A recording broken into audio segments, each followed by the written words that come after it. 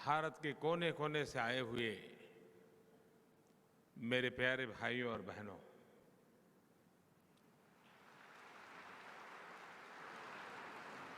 ये मेरा सौभाग्य रहा है कि मुझे कई बार आपके बीच आने का अवसर मिलता है। मैं जब भी यहाँ आता हूँ, आपके बीच आता हूँ, तो मुझे हमेशा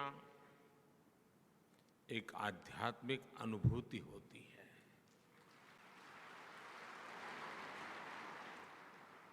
और ये पिछले कुछ महीनों में दूसरी बार है जब मुझे ब्रह्मा कुमारीज के कार्यक्रम से जुड़ने का अवसर मिला है। इसके पहले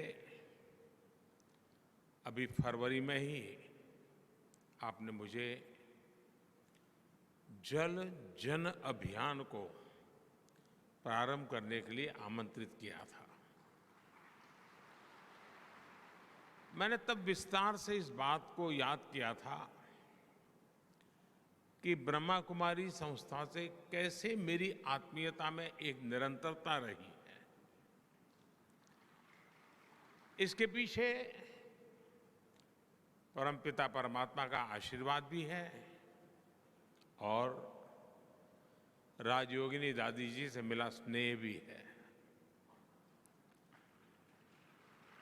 आज यहाँ super speciality charitable global hospital का शिलान्यास हुआ है।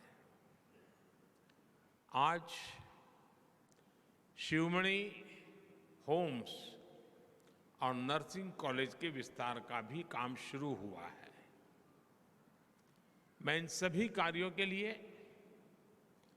ब्रह्मा कुमारी संस्था और उसके सभी सदस्यों का हृदय से अभिनंदन करता हूं। साथियों, आजादी के इस अमृत काल में भारत की सभी सामाजिक और धार्मिक संस्थाओं की बहुत बड़ी भूमिका है। आजादी का ये अमृत काल देश के हर नागरिक के लिए कर्तव्य काल है। इस कर्तव्य काल का मतलब है हम जिस भूमिका में हैं उसका 100% निर्वहन और उसके साथ साथ समाज के हित में, देश के हित में अपने विचारों और जिम्मेदारियों का विस्तार, यानी हम जो कर रहे हैं उसे पूरी निष्ठा के साथ करते करते ये भी सोचना है कि हम अपने देश के लिए और क्या ज्यादा कर सकते हैं। आप सभी इस कर्तव्य काल के प्रेरणा पुंज की तरह हैं। ब्रह्मा कुमारी एक आध्यात्मिक संस्था के तौर पर समाज में नैतिक मूल्यों को मजबूत करने के लिए काम करती है, लेकिन साथ ही आप समाज सेवा से लेकर साइंस, एजुकेशन को प्रमोट करने, सोशल अवेयरनेस बढ़ाने के लिए भी पूरी तरह समर्पित है। माउंट आबू में आपका ग्लोबल हॉस्पिटल रिसर्च सेंटर, ये वाकई उसका एक बहुत बड़ा उदाहरण है। और मुझे बताया गया कि इंस्टीट्यूट के जरिए यहाँ आसपास के गांवों में हेल्थ कैंप किए जाते हैं, रक्तदान शिविर लगाए जाते हैं। अब जिस super speciality charitable global hospital का संकल्प ने लिया है, वो भी इस क्षेत्र में स्वास्थ्य सेवाएं सुधारने में मदद करेगा। आप सभी इस मानवीय प्रयास के लिए अभिनंदन के पात्र हैं। साथियों, आज हमारा पूरा देश स्वास्थ्य सुविधाओं के ट्रांसफॉर्मेशन से गुजर रहा है। पिछले 9 वर्षों में पहली बार देश के गरीब से गरीब को भी एहसास हुआ है कि देश के अस्पताल उसके लिए भी आसानी से उपलब्ध है। और इसमें एक बड़ी भूमिका आयुष्मान भारत योजना ने निभाई है। आयुष्मान भारत योजना ने सरकारी नहीं, प्राइवेट अस्पतालों के दरवाजे भी गरीबों के लिए खोल दिए हैं। आप भी जानते हैं कि इस योजना के तहत 5 लाख रुपए तक के इलाज का खर्च सरकार उठाती है। इस योजना का लाभ देश के 4 करोड़ से ज्यादा गरीब उठा चुके हैं। अगर आयुष्मान भारत योजना न होती तो इसी इलाज के लिए उन्हें 80,000 करोड़ रुपए अपनी जेब से खर्च करने पड़ते हैं। इसी तरह जन औषधि केंद्रों पर मिल रही सस्ती दवाइयों की वजह से भी गरीब और मध्यम वर्ग के 20,000 करोड़ रुपए बचे हैं। और मैं हमारे ब्रह्म कुमारी संस्थान की जितनी इकाइयां देश के गांव-गांव में हैं, अगर आप लोगों को जानकारी दें कि सरकार की तरफ से ऐसे जन औषधि केंद्र चलते हैं, स्टैंडर्ड दवाइयां होती हैं, लेकिन बाहर जो दवाइयां आपको 100 रुपये में खर्च होता है, यहां आपको 10-15 रुपये में मिल जाती है। आप कल्पना कर सकते हैं गरीबों की कितनी सेवा होगी। तो हमारी सभी इकाइयां, हमारी सभी ब्रह्मा कुमार हो या ब्रह्मा कुमारी हो, वे लोगों में ये जागरूकता लाएं। और देश में स्थान स्थान पर ये जन औषधि केंद्र बने हुए हैं। आपके संपर्क में आए हुए लोग आपको हमेशा आशीर्वाद देंगे। अब जैसे किसी परिवार में बुजुर्ग व्यक्ति है, डायबिटीज की बीमारी है, तो उसको दवाई के पीछे जो खर्चा होता है 1200, 1500, 2000 रुपये तक हो जाता है। लेकिन इसी जनऔषधि केंद्र से अगर वो दवाई लेगा तो उसको शायद वो खर्चा 1500, 2000 से कम होकर के 100 रुपया हो जाएगा। उसका जीवन में बहुत बड़ी मदद होगी। यानी इस बात को आप हर दूर पहुंचा सकते हैं। साथियों, आप सभी इतने वर्षों से स्वास्थ्य के क्षेत्र से जुड़े रहे हैं। आप भली भांति जानते हैं कि हेल्थ सेक्टर की एक चुनौती डॉक्टरों, नर्सों और मेडिकल कर्मियों की कमी भी रही है। पिछले 9 वर्षों में इसी कमी को सुधारने के लिए भी देश में अभूतपूर्व काम हुआ है।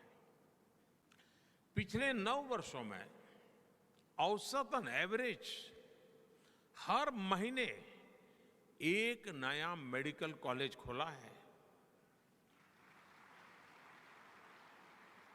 2014 से पहले के 10 सालों में 150 से भी कम मेडिकल कॉलेज बने थे। बीते 9 वर्षों में देश में 300 से अधिक नए मेडिकल कॉलेज बने हैं।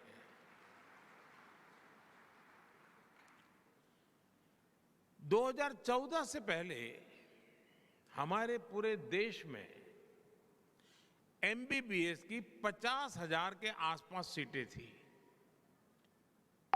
50,000 स्टूडेंट्स के लिए जगह थी। आज देश में एमबीबीएस की सीटें 1 लाख से भी ज्यादा हो गई हैं। 2014 के पहले पीजी की भी 30,000 के आसपास ही सीटें थी। अब पीजी सीटों की संख्या भी बढ़कर 65,000 से ज्यादा हो गई है। जब इरादा नेक हो, समाज की सेवा का भाव हो, तो ऐसे ही संकल्प लिए जाते हैं और संकल्प सिद्ध भी किए जाते हैं। साथियों, आज भारत सरकार हेल्थ सेक्टर में जो प्रयास कर रही है, उसका एक और बड़ा प्रभाव आने वाले दिनों में दिखेगा। देश में जितने डॉक्टर आजादी के बाद 7 दशकों में बने, उतने ही डॉक्टर अगले 1 दशक में बन जाएंगे। और हमारा फोकस सिर्फ मेडिकल कॉलेज या डॉक्टर तक सीमित नहीं है।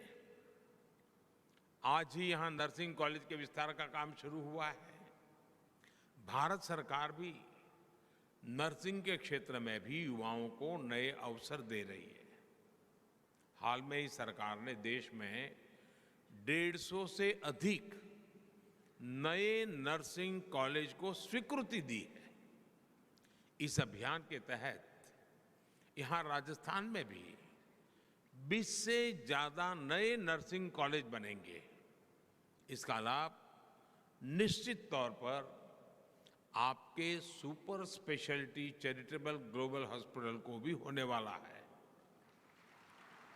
साथियों, भारत में हजारों वर्षों से समाज में शिक्षा से लेकर गरीब और असहायों की सेवा तक की जिम्मेदारी हमारी आध्यात्मिक और धार्मिक संस्थाओं ने संभाली है।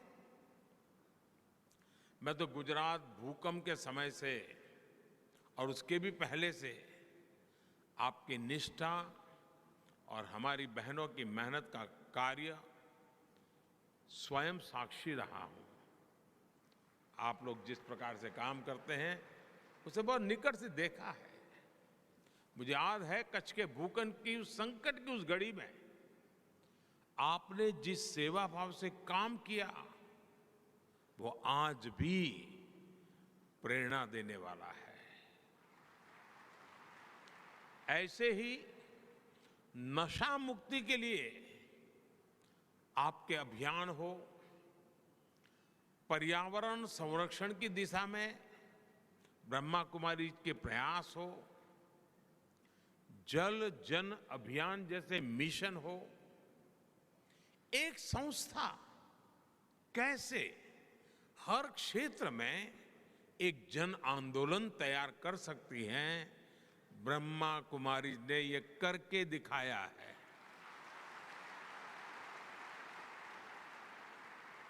विशेष रूप से मैं जब भी आपके बीच आया हूं, मैंने देश के लिए आपसे जो अपेक्षाएं की हैं, उन्हें पूरा करने में आपने कभी भी कोई कमी नहीं छोड़ी है।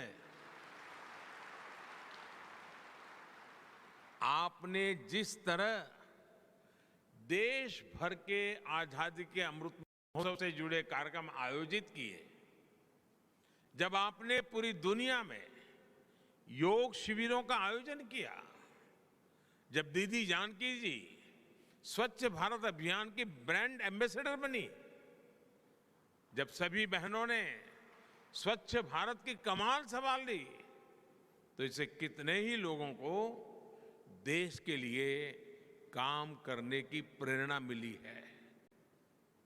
आपके ऐसे कार्यों ने ब्रह्मा कुमारी में मेरे विश्वास को और भी कई गुना कर दिया है। लेकिन आप जानते हैं कि जब विश्वास बढ़ता है तो अपेक्षाएं भी बढ़ती हैं। और इसलिए स्वाभाविक है कि आपके प्रति मेरी भी अपेक्षाएं जरा ज्यादा बढ़ गई हैं। आज भारत श्री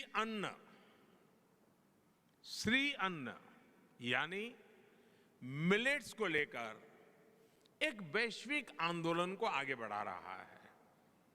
आज देश में हम प्राकृतिक खेती जैसे अभियानों को आगे बढ़ा रहे हैं। हमें हमारी नदियों को स्वच्छ बनाना है। हमें भूजल का संरक्षण करना है। ये सारे विषय ऐसे हैं जो कहीं न कहीं हमारी हजारों वर्ष पुरानी संस्कृति और परंपराओं से जुड़ते हैं। इसलिए इन प्रयासों में आपका जितना ज्यादा सहयोग मिलेगा, उतनी ही देश की सेवा और अधिक व्यापक होगी।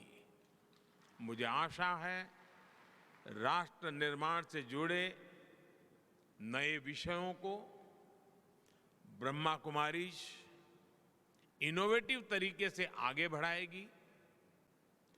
एक विकसित भारत के निर्माण के जरिए हम विश्व के लिए सर्वे भवन्तु सुखिनः के मंत्र को साक्षात करेंगे।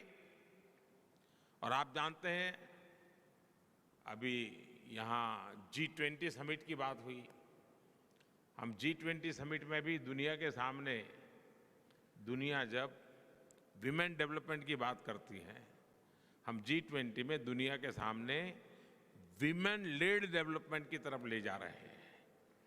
महिलाओं की अगुवाई में विकास, उस दिशा में हम काम कर रहे हैं। मुझे पूरा विश्वास है कि आप सबके एक बहुत ही उम्दा संगठन, व्यापक रूप से फैला हुआ संगठन देश की इन प्राथमिकताओं के साथ जुड़ करके नई शक्ति और सामर्थ्य के साथ अपना विस्तार भी करेंगे और राष्ट्र का विकास भी करेंगे। इसी कामना के साथ आप सभी को मैं बहुत बहुत धन्यवाद देता हूं। और मुझे आपने यहाँ बुलाया, निमंत्रण दिया। मैं हमेशा कोशिश करता हूँ जितना समय निकाल सकूँ आपके बीच आऊँ, क्योंकि यहाँ मैं आता हूँ तो कुछ लेकर के जाता हूँ।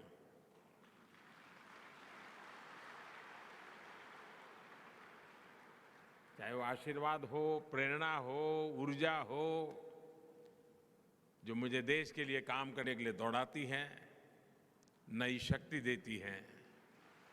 तो मुझे यहाँ आने का अवसर दिया, इसलिए मैं आपका आभारी व्यक्त करता हूँ। ओम शांति।